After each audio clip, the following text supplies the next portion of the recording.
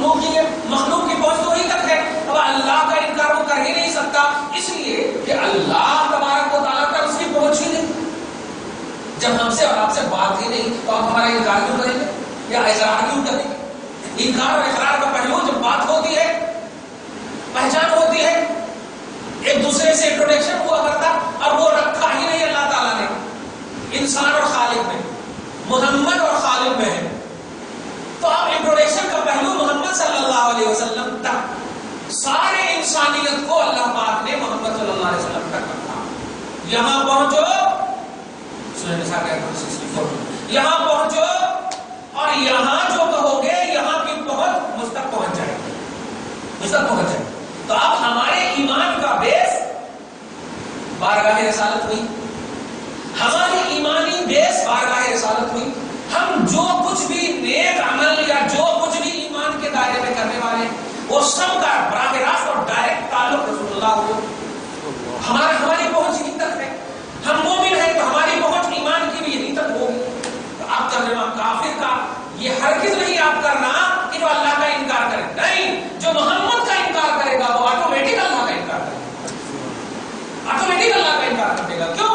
اس لیے کہ جو میں انسان ہے یا جو کوئی بھی ہے یہ سب مخلوق ہے، اور مخلوق کی پہنچ رب تک ہو ہی نہیں سکتی تو وہ اس کا انکار کر ہی نہیں سکتی. اور مخلوق کی پہنچ کا مرکز محمد کو رکھا ہے، تو اب اگر محمد کا جو انکار کرے گا وہ خدا کا انکار کر دے گا. وہ مثل الذین کفروا، جس نے انکار محمدی کیا، کمثل الذی، یہ ان لوگوں کی طرح ہے یا ان جانوروں کی طرح ہے. دھیان دیجیے، ان جانوروں کی طرح ہے، یعنقو، جو آواز دیتا ہے. دیکھیں بکری ہے، بکرے خالی آواز دے رہے ہیں، آواز دیتا ہے. لا يسمع الا دعاء ونداء، جس آواز کے بارے میں آپ آواز کو سنتے ہو لیکن وہ صرف آواز ہے بس. دعا مطلب آواز ہے لیکن اس آواز کا کچھ مطلب نہیں، اس آواز کا کچھ مطلب نہیں ہے. وہ جو کر رہی ہے کیا مطلب ہے، لیکن ایک آواز تو ہے.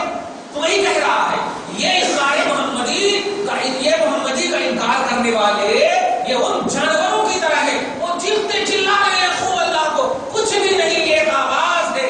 اگر سمجھے جانے والی آواز ہو تو جانوروں کی طرح مت چلاؤ، انسان کی طرح چلاؤ. اور انسان کی چلاہٹ ہے رسول پاک صلی اللہ علیہ وسلم کے رسپیکٹ میں، ان کو قبول کرنے.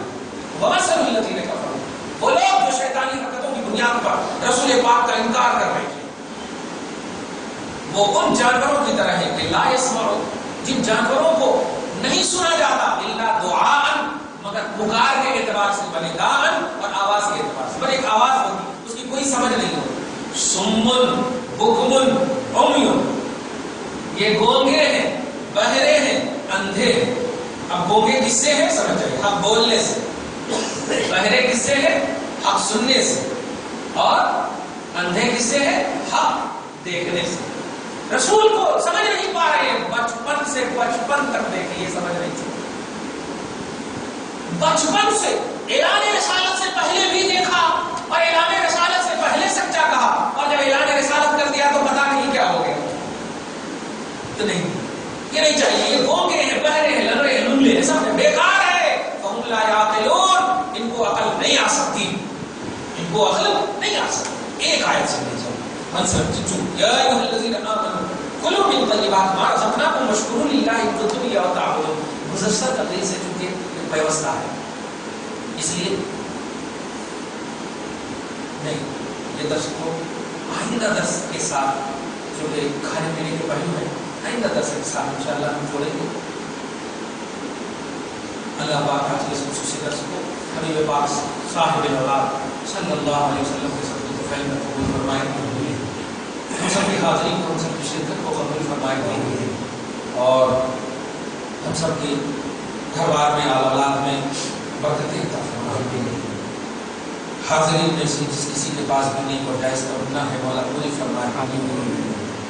قرآن اور صاحب قرآن کے وسیلے سے ہماری گھر میں جتنی بھی عورتیں ہیں سب کی عزت و وقار کی زندگی سب کو عطا فرمائے، سب کی حفاظت فرمائے، سب کی نیک اور جائز تمنا کو پوری فرمائے.